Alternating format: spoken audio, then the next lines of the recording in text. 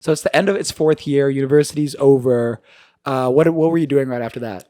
Because I remember I think you moved to LA right after, which is like super cool.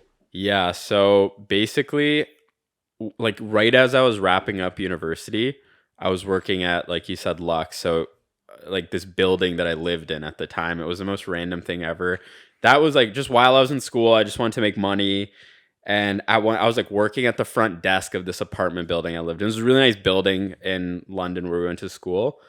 And eventually the guy who worked there, or like my manager at the time, he was like, "Oh yeah, dude, if you want to, like learn sales or like get good at sales, you can help me with like touring the building. So when families come around to check out campus, you can help me tour these different units and stuff like that."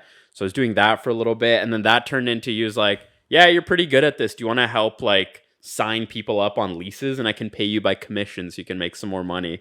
So then I started doing that.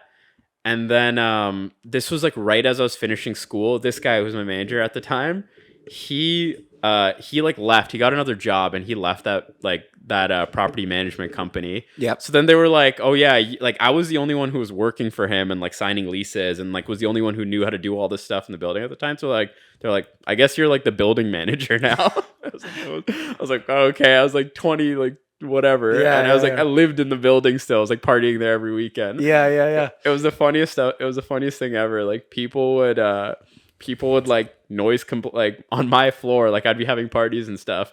People would noise complain and To you? my phone would ring. Imagine how powerless you feel, like you're trying to like knock on a door, shut down the party, and my Spotify pauses because it's my phone ringing. Oh my! So they're calling him. Then they hear They the just music call the stop, building line like to complain about noise, and the music stops. and It's they my hear phone. immediately. Oh I'm my like, god! like, shut up, shut up. That's so funny. Anyways, so there was that. So I was doing that. And like, I guess without knowing it, you're like talking to people constantly, signing leases, and like, you're getting pretty good at sales. Yeah, And then yeah. what I learned there was that like, all right, maybe I went through 4 years of just developing no hard skills and nothing quantitative. And like all my friends are trying to get CPAs and like are becoming accountants. Like I can't do any of that, but there's this qualitative thing that I have. Like I can communicate. Like let me try to see what I can figure out with that. So after that, I remember I had a friend who worked at this software sales company. This was still in Toronto. And it was basically this small startup in Toronto that was selling software to car dealerships, like in the automotive industry. And this was like right when COVID started.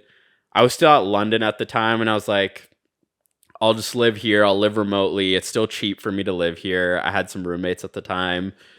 I'll do this remote work job. I did that for like 6-7 months.